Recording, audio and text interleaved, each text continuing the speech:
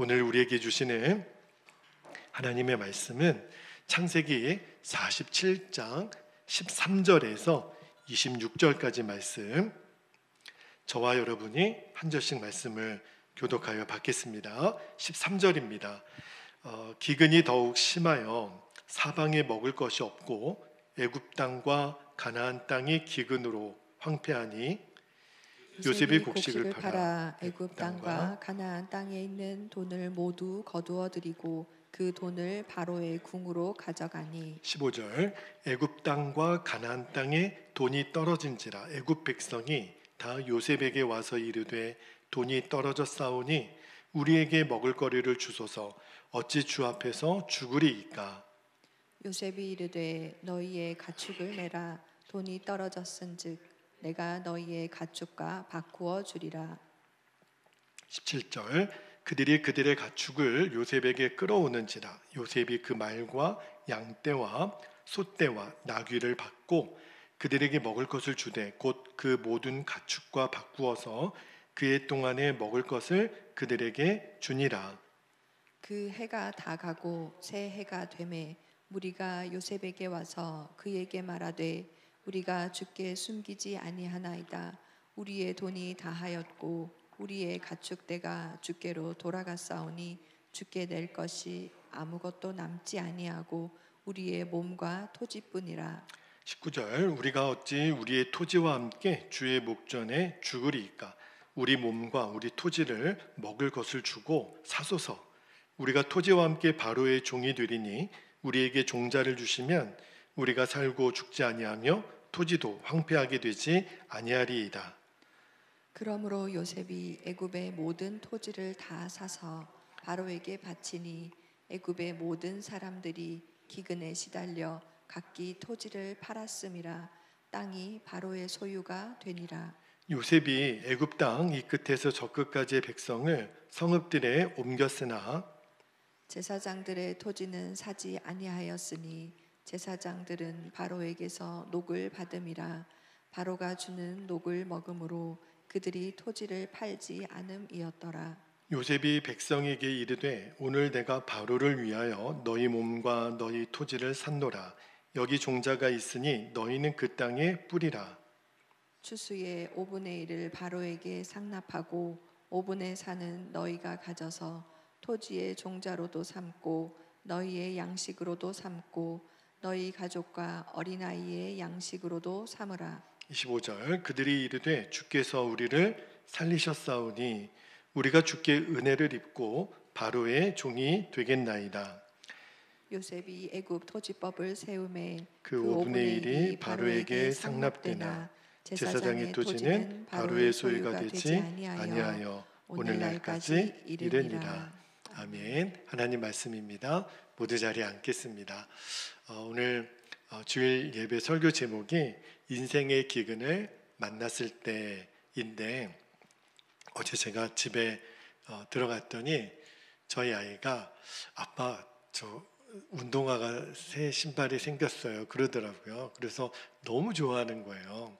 그래서 아빠 제가 가지고 있는 소장품 중에 5위 안에 들 것 같아요. 그래서 너가 제일 아끼는 그 물건 5위 안에 들어간다 그랬는데 그럼 신발이 5위면 4위는 뭐냐 그랬더니 글러브가 4위 정도 되고 그다음에 3위는 얼마 전에 이제 제가 기타를 하나 사줬는데 기타가 3위, 2위는 뭐냐 그랬더니 뭐니 해도 핸드폰이죠. 그러면 대망의 1위는 뭐냐 그랬더니 튼튼하고 건강하고 아름다운 제 몸이죠. 그러는 거예요. 자기 몸이 제일 아끼는 일이라고. 제가 아이랑 그 이야기를 나누면서 그런 생각이 들었어요. 여러분, 우리에게 있어서 제일 소중한 것 한 가지만 얘기하라 그러면 뭘까요? 생명이죠. 내 생명. 생명보다 더 귀한 것이 어디 있겠어요? 내가 내 생명을 지킬 수 있고 살릴 수 있다면 내가 가진 모든 것을 다 포기할 수 있을 만큼의 값어치를 생명은 가지고 있는 거잖아요. 자, 그런데 오늘 본문으로 들어가 보면 이제 애굽 땅에 사람들이 자기들의 생명을 지킬 수 없는 큰 일이 벌어집니다. 어떤 일이 벌어지냐면 13절을 한번 볼게요. 13절에 보니까 기근이 어땠다고요? 더욱 심하여 사방에 먹을 것이 없고 애굽 땅과 가나안 땅이 기근으로 황폐하니. 자, 이제 온 땅에 먹을 것이 없으니까 사람들이 어떻게 해요? 애굽에만 곡식이 있다고 하니까 그래서 이제 애굽에 와서 식량을 사는데 15절에 보니까, 자 15절을 볼게요. 애굽 땅과 가나안 땅에 뭐가 떨어졌다고요? 돈이 떨어졌다고. 자, 이제 식량 살 돈이 없으면 이제 어떻게 되는 거예요? 영락없이 굶어 죽을 수밖에 없는 거잖아요. 자, 그런데 이때 요셉이 백성들에게 이런 제안을 합니다. 돈이 이제 식량 살 돈이 없으니까 15절에 뭐라고 제안을 하냐면 16절을 한번 볼게요. 16절에 보니까 요셉이 이르되 너희의 가축을 내라.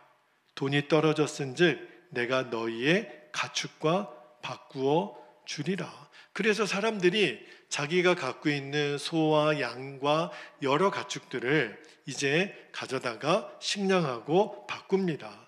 그런데 그 가축으로 판 식량도 얼마 못 가요. 시간이 얼마 못 가서 식량이 다 떨어집니다. 이제 진짜 남은 게 없어요.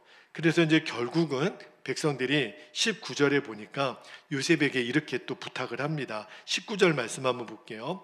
우리가 어찌 우리의 토지와 함께 주의 목전에 죽으리이까? 우리 몸과 우리 토지를 먹을 것을 주고 사소서.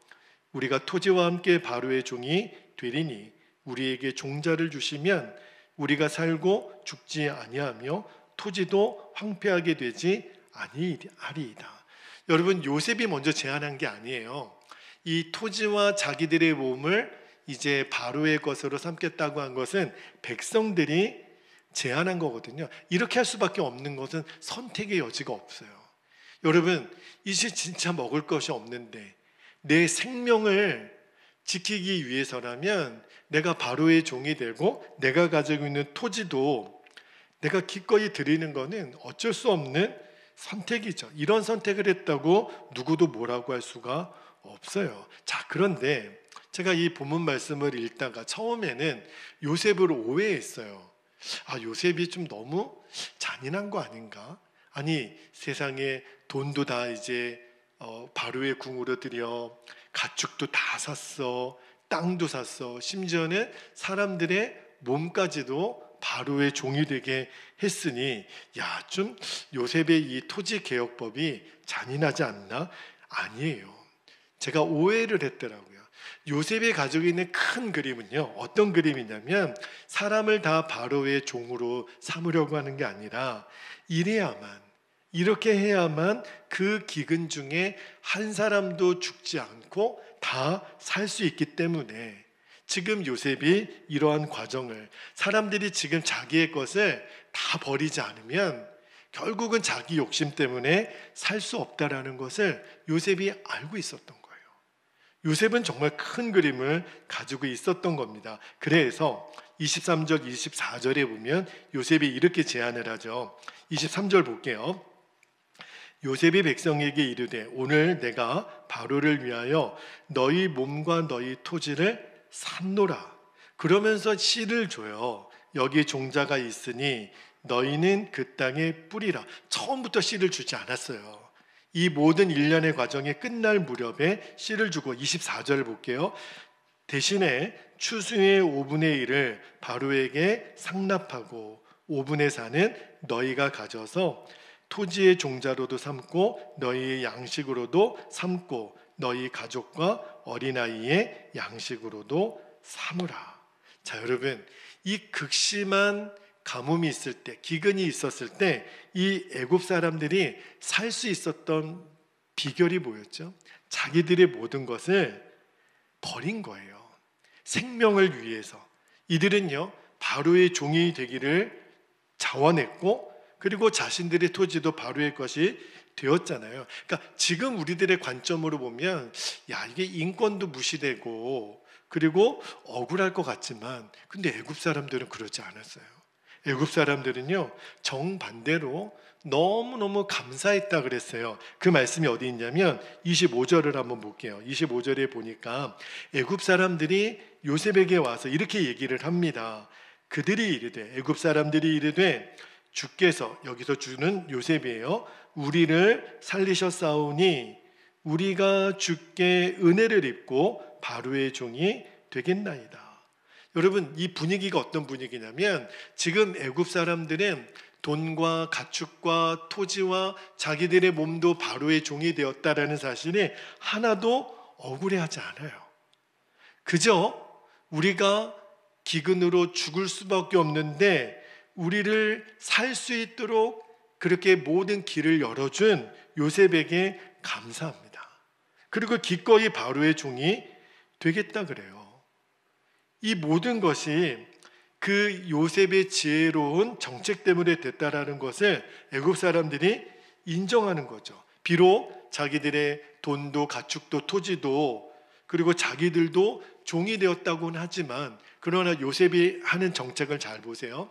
종자를 줍니다. 대신에 어떤 조건을 거냐면 그 종자로 인하여 수확을 거두면 5분의 1은 바로에게 갚고 5분의 4는 너희들이 먹고 살아라. 이제는요, 땅은 비록 나라에 귀속되었지만 이제는 진짜 먹고 살 길이 열린 거죠. 자, 여러분, 이제 이게 오늘 본문의 줄거리인데, 오늘 본문에서 우리에게 너무너무 중요한, 우리들도 인생의 기근을 만날 때가 있지요. 그때 우리에게 가르쳐 주시는 너무너무 중요한 두 가지 교훈을 나누려고 하는데, 그 첫 번째 교훈입니다. 우리들의 인생에서 인생의 기근을 만날 때 가장 중요한 것이 무엇인지를 알라는 거예요. 여러분, 우리 인생에서 제일 소중한 게 뭐예요? 아까도 말씀드렸지만 생명입니다. 우리 성도들에게도 마찬가지죠. 우리들의 육신의 생명은 너무너무 소중해요. 그러나 우리 성도들에게 있어서 육신의 생명보다 더 중요한 것이 하나 있습니다. 그게 뭐냐면 영원한 생명이에요.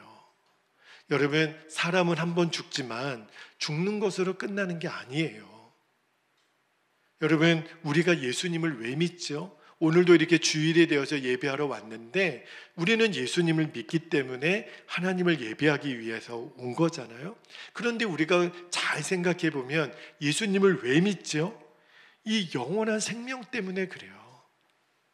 요한복음 3장 16절에 예수님을 믿으면 영생을 얻으리라, 이 말씀 때문에. 물론 예수님을 믿으면 중요한 인생의 지혜도 얻고 가르침도 얻고 또 우리가 마음의 평안도 얻고 그렇게 되지만, 이것이 전부라면 꼭 예수님을 믿을 이유는 없죠. 왜냐하면 다른 종교에도 그런 지혜로운 가르침, 선하게 사는 거, 또 남을 베풀고 이런 인생의 여러 교훈들은요, 예수님 아니어도 얻을 수 있는 다른 종교들이 있죠. 그런데 우리가 예수님을 믿는 유일한 이유는 뭐죠? 예수님을 믿는 가장 중요한 이유는요, 영원한 생명 때문에 그래요. 그래서 사도 바울이 고린도전서 15장 19절에 이렇게 말합니다. 잘 보세요. 고린도전서 15장 19절에 만일 그리스도 안에서 우리가 바라는 것이 다만 이 세상의 삶뿐이면, 교양이든 지혜든 인간관계든, 그러면 모든 사람 가운데 우리가 더욱 불쌍한 자이로라. 바울이 지금 이 대목을 부활을 이야기하면서 말씀을 했던 거거든요. 여러분, 우리가 믿는 기독교는 종교가 아니라 생명이에요. 우리는 영원한 생명을 얻기 위하여 예수님을 믿는 겁니다. 그런데 그 영원한 생명은 오직 예수님을 통해서만 주신다고 하나님이 정하셨어요. 그 말씀이 요한복음 14장 6절에 예수님이 이렇게 말씀하시죠. 예수께서 이르시되 내가 곧 길이요 진리요 뭐라 그랬죠? 생명이니 나로 말미암지 않고는 아버지께로 올 자가 없느니라. 이 말은 예수님 아니면 영원한 생명을 누릴 수가 없다라는 거예요. 다시 한번 말씀드립니다. 우리에게 있어서 생명은 가장 귀한 거죠. 그러나 육신의 생명보다 이제 여러분들이 눈을 뜨셔야 돼요. 우리들의 육신의 생명은 다 귀해요. 그러나 이 육신의 생명보다 더 귀한 것이 있어요. 그게 뭐냐면 영원한 생명이에요. 이 가치를 아는 눈이 뜨여야 됩니다. 여러분, 이 세상에서 많은 사람들이 부귀영화를 누리죠. 진시황도 늙지 않는, 죽지 않는 그 약초를 그렇게 찾으려고 했었지만 그가 40세에 죽었다 그러죠. 여러분, 아무리 부귀영화를 누린들 이 땅에서 몇 년 누릴까요? 100번 양보해서 한 100년 동안 부귀영화를 누린다고 하는데 그는 금방 죽습니다. 여러분, 영원한 생명에 비하면 이 땅에서 그 100년 정도 누리는 부귀영화는 점도 안 돼요. 영원한 생명은 말 그대로 영원합니다. 그래서 예수님이 마태복음 16장 26절에 이렇게 말씀하시잖아요. 사람이 만일 온 천하를 얻고도 제 목숨을 잃으면 무엇이 유익하리요? 사람이 무엇을 주고 제 목숨과 바꾸겠느냐? 여기서 예수님이 말씀하시는 목숨은 영원한 생명이에요. 그러니까 천하보다 귀한 것이 영원한 생명이다. 그러니까 우리들이 인생의 기근을 만날 때 제일 중요한 것이 영원한 생명이라는 것을 먼저 아실 것. 그 다음에 또 하나, 두 번째로 오늘 인생의 기근을 만났을 때 우리에게 가르쳐 주시는 하나님의 메시지가 있어요. 둘째는 영원한 생명을 위해서 모든 것을 포기하라는 거예요. 이 말씀을 좀 여러분과 오늘 좀 나누기를 원합니다. 자, 여러분, 오늘 본문에 보면 저도 오늘 본문을 그렇게 유심히 들여다본 적이 없는데 말씀을 읽고 또 읽다가 이 애굽 사람들의 선택을 보면서 영원한 생명을 위해서 내가 포기해야 될 것이 있다는 것을 알게 됐어요. 자, 여러분, 오늘 본문에 보니까 애굽 사람들은 자신들의 육신의 생명을 지키기 위해서 포기했어요. 뭘 포기했죠? 먼저는 그들의 돈을 포기했어요. 그리고 가축도 포기했어요. 그것도 모자라니까 땅도 포기하고 심지어는 자신들의 몸도 포기했습니다. 왜냐하면 그래야만 자기들이 살 수 있으니까. 여러분, 이 애굽 사람들의 선택은요 결코 지나친 게 아니에요. 당연한 거예요. 왜요? 가장 중요한 게 뭐니까요? 생명이니까. 그렇다면 말씀을 묵상하다가 이들은 육신의 생명을 위해서 자기들이 모든 것을 포기했거든요. 근데 우리는 영원한 생명을 위해서 내가 가지고 있는 것도 포기할 수 있는가? 이들은 육신의 생명을 위해서 돈도 가축도 땅도 그들의 몸도 포기했던 것처럼 나는 영원한 생명을 위해서 내가 가진 모든 것을 포기할 수 있을까? 여러분, 하루는 마가복음 10장에 보면 한 부자 청년이 예수님을 찾아와서 이렇게 묻습니다. 마가복음 10장 17절에 예수님 찾아와서 그 부자 청년이 이렇게 묻죠. 선한 선생님이여, 내가 무엇을 하여야 영생을 얻으리이까? 여러분, 많은 사람들이 영생에 대해서 관심이 있죠. 이 부자 청년도 그래서 이 부자 청년은요 돈도 많고 어렸을 때부터 율법도 잘 지키고 하나님을 믿었던 참 남부럽지 않은 너무너무 귀한 청년이지요. 근데 그 청년이 예수님에게 와서 하는 질문이 영생을 어떻게 하면 얻겠습니까? 그런데 예수님은 이 청년의 마음의 중심을 알아요. 이 청년의 마음은요 사실은 영생에 대해서 그렇게 큰 관심이 없었던 사람이에요. 이 청년의 관심은 대부분은 뭐였냐면 돈이었습니다. 이 청년에게 있어서 중심은 하나님이 아니라 돈이었어요. 그래서 예수님이 그 청년의 마음을 아시고 이렇게 말씀하시죠. 21절에 마가복음 10장 21절에 예수께서 그를 보시고 사랑하사 이르시되, 저는 이 대목이 마음에 끌리더라고요. 사랑했기 때문에. 예수님 뭐라고 말씀하셨냐면 너에게 아직도 한 가지 부족한 것이 있으니 가서 너에게 있는 것을 다 팔아. 조금도 아니에요. 다 팔아. 가난한 자들에게 주라.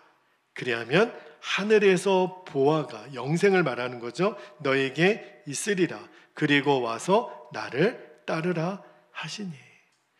그를 너무 사랑해서 제안을 하시기를 네가 가지고 있는 너의 인생에 있어서 너의 전부인 돈을 다 팔아.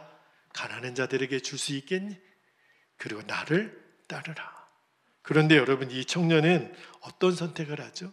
너무너무 불행한 선택을 합니다. 왜냐하면 이 청년에게 있어서는 그 어떤 것보다 돈이 자기의 생명과도 같으니까. 22절에 보니까 이렇게 성경은 기록합니다. 그 사람은 재물이 많은 고로 이 말씀으로 인하여 슬픈 기색을 띠고 근심하며 가니라. 이 청년에게 돈이 많았던 것이 사실은 복이 아니라 저주가 돼버리고 말았어요. 여러분, 우리는 돈이 많은 사람들을 부러워하죠. 아, 좋겠다. 정말 돈이 10억이 있고 100억이 있으면 나도 그런 돈이 있으면 좋겠다. 근데요, 돈이 많은 것이 복이 아닐 수 있어요. 이 청년은요, 그가 갖고 있는 돈 때문에 영생을 포기했습니다.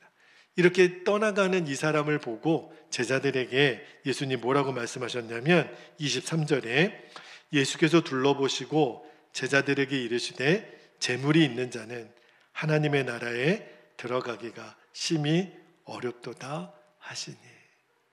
진짜 그런 것 같아요. 돈이 너무 많은 사람들은 아쉬울 게 없거든요. 그래서 하나님을 찾지 않고 그들은 영생에 관심이 없어요. 자, 이제 본문으로 다시 들어가 볼게요. 애굽 사람들은요, 육신의 생명을 얻기 위해서 돈도 가축도 땅도 다 포기했어요. 애굽 사람만이 아니에요. 사람은요, 내 생명을 살리기 위해서라면 모든 것을 포기하겠죠. 조금 전에 말씀드렸던 이 부자 청년이 죽을 병에 걸렸다고 한번 생각해 보세요. 그런데 자기가 가지고 있는 돈을 다 팔아서 어떤 의사에게 고침을 받을 수 있다면, 여러분 같으면 생명을 살릴 수 있는데 내가 가지고 있는 돈 다 주지 않겠어요? 생명보다 더 귀한 게 어디 있겠어요? 이 부자 청년도 그랬을 거예요. 그죠? 왜냐하면 돈보다 생명이 중요하니까. 그런데 육신의 생명과 정말 비교할 수 없는 영원한 생명을 얻기 위해서 내가 가진 것을 다 팔아 가난한 자들에게 주라. 선택을 못해요.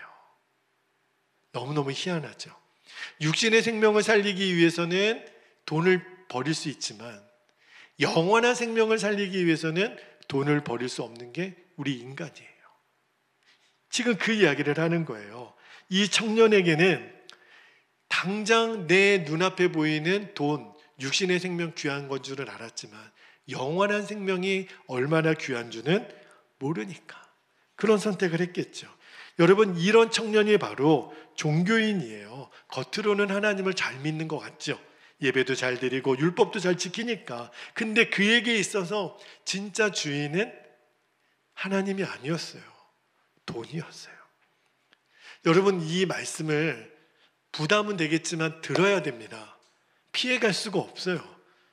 이게 우리는 아닐까? 여러분, 너무너무 많은 성도들이 하나님을 믿는다고는 하지만 진짜 내 내면에 있어서 제일 중요한 것은 여전히 돈이에요. 거짓말할 수가 없어요.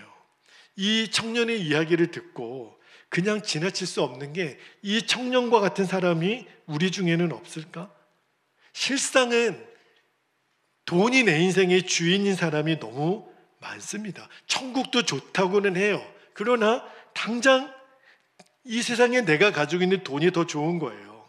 그러면요, 이런 사람은 인생의 기근이 왔을 때 끝까지 예수님 못 따라갑니다. 돈이 더 좋은 걸. 근심하여 예수님의 제자가 될 수 있는 길을 포기하고 떠나가죠. 그러면 질문이 하나 생기죠. 목사님, 그러면 우리가 진짜 예수님 믿고 따라가려면 내가 가지고 있는 지금 전 재산을 가난한 자들에게 다 줘야 됩니까? 부담스러우시죠? 그렇게 여러분에게 요청할까 봐 걱정하지 마세요. 자, 그런데 만약에 이 청년처럼 내가 재물이 주인이라면 그러면 팔아야 됩니다. 그렇게 해서라도 예수님을 믿어야 되고 영원한 생명을 얻어야 해요. 만약에 내가 가지고 있는 그 돈 때문에 예수님을 믿지 못한다면 지금 당장 파는 게 낫습니다. 이 땅에 100년 동안 내가 부귀영화를 누린다 한들 영원한 생명을 포기할 수는 없잖아요. 애굽에 있는 사람들이 육신의 생명을 얻기 위해서 그들은 다 버렸어요. 돈도 가축도 땅도 다 포기했어요. 그런데 여러분, 하물며 영원한 생명이 그만큼 가치가 없겠습니까? 여러분, 영원한 생명을 얻기 위해서 지금 내가 가진 것을 다 버린다 한들 그게 어떻게 미련한 선택이겠어요? 지나친 것도 이상한 것도 아니죠. 전제는 하나, 영원한 생명이 내 육신의 생명보다 가치가 있다라는 것을 아는 사람은 그거 버리는 게 아무것도 아닌 거겠죠. 만약에 내 인생의 재물이 나의 주인이 아니라 예수님이 주인이라면 그래도 목사님 내가 가진 것을 다 버려야 됩니까? 물론 그렇죠. 그런데 지금은 아니에요. 돈도 가축도 땅도 내 몸도 예수님은 지금 잠깐 나에게 맡기신 거예요. 여러분, 맡기신 거예요. 주님이. 내가 가지고 있는 어떤 것도 내 거라고 말할 수 있는 사람이 아무도 없습니다. 잠깐 주님이 맡기신 거예요. 심지어는 내 몸도. 그래서 내 거라고 말할 수 있는 게 없어요. 자, 맡겼다라는 거는 뭘 말하는 거죠? 예수님이 나에게 돈도 땅도 건강도 다 맡겼어요. 이 말은 예수님이 가져가고 싶으시면 가져가고 싶을 때 내가 놓을 수 있어야 된다는 거예요. 주님이 내가 포기해야 되는 그 순간에는 얼마든지 미련 없이 포기해야 된다. 그때까지 잠깐 여러분 우리에게 맡겨주신 거라는 거를 기억하셔야 돼요. 지금 내가 살고 있는 집도 내 통장에 있는 돈도 내 몸도 맡겨주신 거예요. 이거를 청직이라 그래요. 여러분, 신앙생활은 뭘죠? 내 육신의 생명을 팔아서 영원한 생명을 얻는 거예요. 내 지금 육신의 자유를 팔아서 영원한 자유를 얻는 것이 바로 신앙생활입니다. 우리들의 믿음의 선배들은 다 그렇게 살았어요. 초대교회 성도들이 대표적으로 그랬죠. 여러분, 지금도 신앙의 기근의 때를 살고 있는 성도들이 많습니다. 뭘 말하는 거냐면 내가 얼마든지 땅도 돈도 가축도 편안하게 누리고 살 수 있겠지만 예수님을 따르기 위해서 영원한 생명을 내가 최고의 가치로 알고 있기 때문에 돈도 버리고 가축도 버리고 땅도 버리고 내 몸도 주님께 내어 맡기고 살고 있는 그리스도인들이 지금 엄청 많습니다. 여러분, 지금 우리가 얼마나 감사해요. 이렇게 주일날 이렇게 성전에 모여서 예배할 수 있다라는 거. 이게 지금 얼마나 신앙의 풍년의 때를 살고 있습니까? 그런데 지금 이 시간에도 어제도 뉴스에 보니까 여전히 전쟁 중에 있는 나라들이 있어요. 러시아 우크라이나 전쟁, 또 저 가자지구, 또 이스라엘이 또 공격이 시작되고 계속해서 악순환. 여러분, 우리가 그 한가운데 있다고 생각해 보면 너무너무 두렵지 않겠습니까? 더 놀라운 사실은 그 전쟁 중에 있는 우크라이나, 이스라엘 그 땅에 지금도 선교사님들이 계속 들어가고 있습니다. 그 죽어가는 그 백성들과 함께 끝까지 복음을 전하는 선교사들이 있다는 거예요. 여러분, 지금 북한에 있는 지하교회 성도들 한번 생각해 보세요. 그들은요, 김씨 가문의 그 우상화 때문에 얼마나 북한 주민들이 어려움 가운데 있습니까? 그러나 그들은 목숨을 내어 걸고 저 지하 교회에서 예수님을 믿고 있는 그들은 다 포기했어요. 땅도 돈도 자기들이 가지고 있는 모든 것도. 여러분, 선교사님들과 이들을 생각해 보면 지금 이 시간에도 영원한 생명이 있다. 영원한 생명이 너무 중요하다. 그게 최고의 가치다. 얼마든지 돈도 가축도 땅도 팔 수 있는, 다 내어놓을 수 있는 사람들, 지금도 예수님 따라가는 사람들이 있어요. 여러분, 오늘 본문의 메시지는 너무너무 분명합니다. 지금 애굽 사람들이 육신의 생명을 지키기 위해서 모든 것을 포기했던 것처럼 심지어는 자기네 몸도 포기했잖아요. 우리도 영원한 생명을 얻기 위해서라면 우리의 가진 모든 것을 포기할 수 있어야 한다는 거예요. 지금 여러분 중에 이 기근의 때를 보내고 있는 분들도 계시죠. 이제 어느 순간 내가 나이가 먹어서 육신의 건강도 예전만큼 그렇지 않아요. 재정에 문제, 관계의 문제, 또 가족들의 문제, 직장의 문제, 여러 인생의 기근을 만난 분들이 있지만 아무리 내 인생에 문제가 많더라도 여러분, 영원한 생명 되신 예수님을 따라가기 위해서 내가 모든 것을 포기할 수 있다면, 오늘 주님이 영원한 생명을 위해서 네가 가진 것을 다 포기할 수 있겠느냐? 물으셨을 때 아멘입니다, 주님. 이렇게 대답할 수 있는 사람은 반드시 이 인생의 기근의 때를 이겨냅니다. 살아납니다.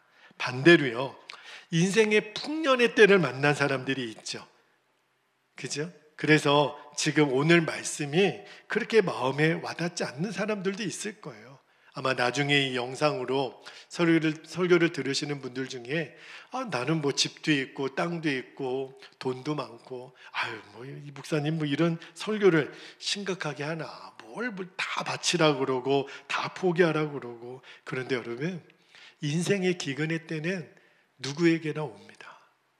여러분, 이 요셉 당시에 이 기근이 어떤 특정 개인에게만 온 기근이 아니에요. 애굽 온 땅과 온 세계가 하나님이 작정하여 내리신 기근처럼 여러분, 우리에게 인생의 기근이 어느 순간 닥쳐올 때도 있어요. 어떤 경우에는요, 무서운 환난과 핍박이 올 수도 있습니다. 저는 걱정이, 주님, 그 인생의 무서운 기근이 왔을 때, 환난과 핍박이 왔을 때 나는 그 기근 중에 이기는 사람이겠습니까? 여러분, 그 기근이 왔을 때 여러분은 승리할 수 있겠다고 자신할 수 있겠습니까? 목사님, 그때 가봐야 알죠. 아니에요. 지금 알 수 있어요. 내가 인생의 기근이 왔을 때 내가 승리할 사람인지 질 사람인지 알 수 있다니까요. 그 말씀이 오늘 25절에 나와요. 자, 25절 말씀 다시 한번 볼게요. 25절. 그들이 이르되, 애굽 백성들이 이르되, 주께서 요셉이 우리를 살리셨으니 우리가 주께 은혜를 입고 바로의 종이 되겠나이다. 지금 애굽 사람들이 요셉에게 뭐라 그러냐면, 우리가 요셉으로부터 은혜를 입었다. 이 입고라고 하는 단어가요, 미완료형이에요. 지금뿐만 아니라 계속 반복되어진다는 의미거든요. 그러니까 애굽 사람들은 요셉에게 감사한 거예요. 그리고 계속해서 당신으로부터 우리가 은혜를 입기를 원합니다. 이 고백을 드리는 거예요. 자, 여러분, 풍년의 때나 기근의 때나 예수님을 믿고 영생을 가진 사람들은 공통점이 있어요. 지금 여러분들이 기근의 때이든 풍년의 때이든, 그러나 내가 예수님으로 인하여 영생의 눈이 열린 사람들은 공통점이 있다니까요. 그게 뭐냐면, 내가 받은 구원의 은혜에 대하여 감사함이 살아있습니다. 입을 열면 내가 기근의 때도, 내가 풍부한 때도 그는 입을 열면 나에게 구원을 주신 하나님께 감사하는 사람. 지금 애굽 사람들이 요셉에게 뭐라고 해요? 우리에게 은혜를 베푸신 당신에게 감사합니다. 물론 그들은 생명을 얻기 위해서 돈도 곡식도 땅도 가축도 다 팔았죠. 심지어 자들의 몸도 팔았어요. 근데 여러분 생각해 보세요. 만약에 이때 요셉이 없었다면 팔 수 있는 게 있었을까요? 만약에 요셉이 이런 지혜로운 정책을 펴지 않았으면 이들은 얼마 안 가서 다 굶어 죽었을 거예요. 그래서 하나님이 요셉에게 지혜를 주신 거예요. 한 사람도 죽지 않게 하기 위해서. 근데 이들은요, 어떤 반응을 했냐면, 그 요셉이 너무 고마운 거예요. 요셉이 너무 감사한 거예요. 당신이 없었더라면 우리 다 굶어 죽을 판인데. 자, 이 질문을 다시 바꿔서 우리에게 한번 해볼게요. 그렇다면 이 애굽 사람들이 요셉에게 그 은혜를 감사했던 것처럼 나에게 영원한 생명을 주신 하나님에 대한 감사가 내게는 있는가? 그거를 내 자신에게 물어야 돼요.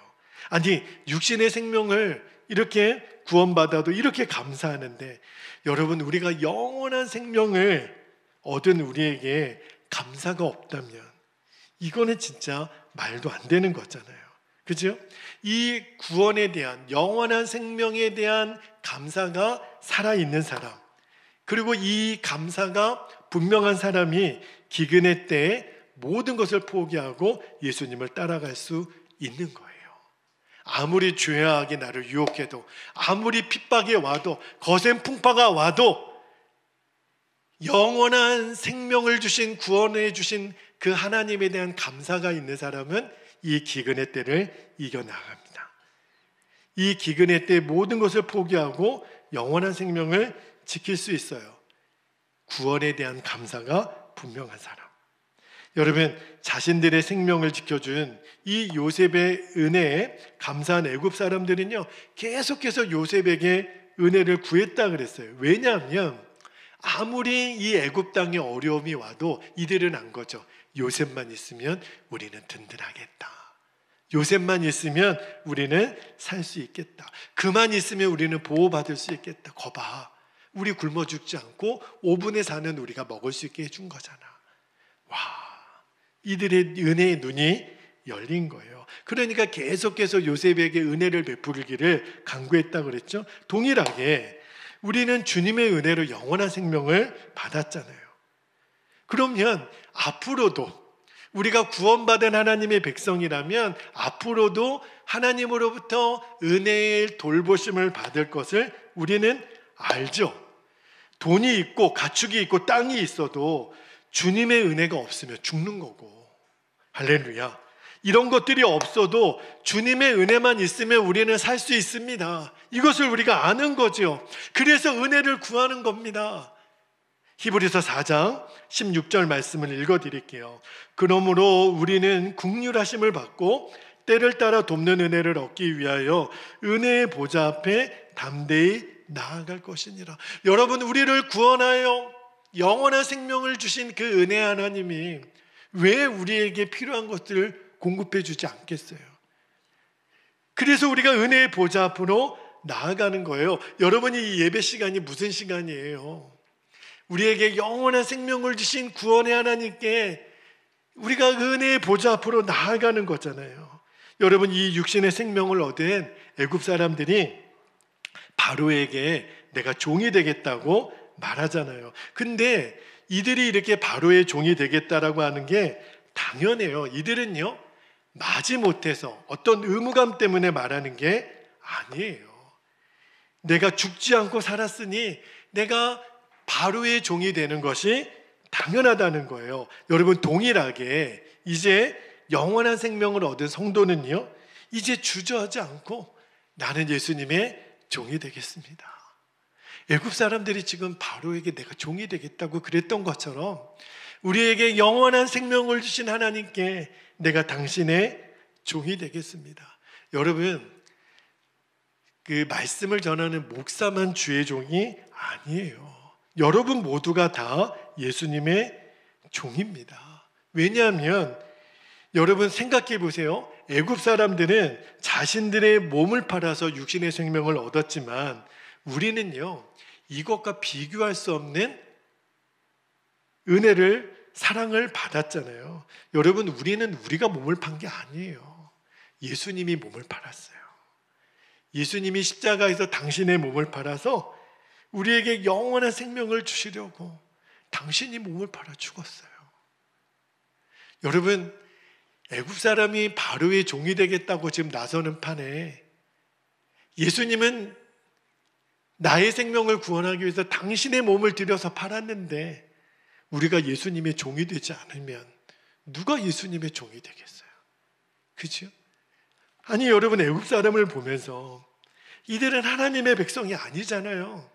그런데도 이렇게 나온다면, 아니, 영원한 생명을 얻은 내가 애굽 사람들보다 못하면 어떡하겠어요? 이들도 바로의 종이 되겠다고 나오는 이 판에 우리가 예수님의 종이 되지 않으면, 그죠? 여러분, 십자가의 사랑 때문에 예수님을 주님으로 고백하는 사람은요, 기근의 때에 얼마든지 돈도 가축도 땅도 버리고 예수님을 따라갑니다. 이 십자가의 사랑 때문에 예수님께 순종하는 사람은요, 기근의 때가 오더라도 생명까지 버리고 예수님 따라가는 거예요. 구원에 대한 감사가 있고요, 은혜의 보좌 앞에 나아가는 수고가 있는 거예요. 그래서 우리들이 신앙생활하다가 힘들고 어려울 때가 있겠죠. 그러나 또 은혜의 주님, 내가 오늘도 그 보좌 앞으로 나아가면 나에게 은혜를 주시는 하나님, 나에게 영원한 생명을 주신 하나님, 그 주님 앞에 우리가 더 아까울 게 뭐가 있겠어요? 그 눈이 열리게 되기를 축복합니다. 여러분, 1100년 부귀영화를 누려도 영원한 생명을 바꿀 수가 없는 거잖아요. 그래서 오늘 우리가 이렇게 예배를 드리고 하나님 앞에 내 시간을 드리고 내가 재정을 드려 하나님 앞에 여러분 오늘도 예물을 드리시죠? 이게 여러분 그냥 보통 훈련이 아니에요. 여러분, 우리가 하나님 앞에 이렇게 시간과 재정을 구별하여 드리는 훈련이요, 너무너무 귀한 훈련입니다. 나를 드리는 훈련이에요. 나를 포기하는 훈련이에요. 왜요? 나에게 영원한 생명을 주신 하나님, 나는 하나님의 은혜가 없으면 한순간도 살 수 없습니다.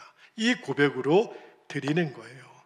이 사람이 인생의 기근의 때를 이기는 사람입니다. 여러분이 꼭 그리 되시기를, 그렇게 예수님을 온전히 따라가는 저와 여러분 되시기를 예수님의 이름으로 축복합니다. 자, 이제 우리 함께 기도하겠습니다. 두 가지 기도 제목을 나누고 우리가 기도할게요. 첫 번째 기도 제목은 인생의 기근의 때 가장 중요한 것이 무엇인지를 아셔야 돼요. 영원한 생명입니다. 이 영원한 생명에 눈이 열리시게 되기를.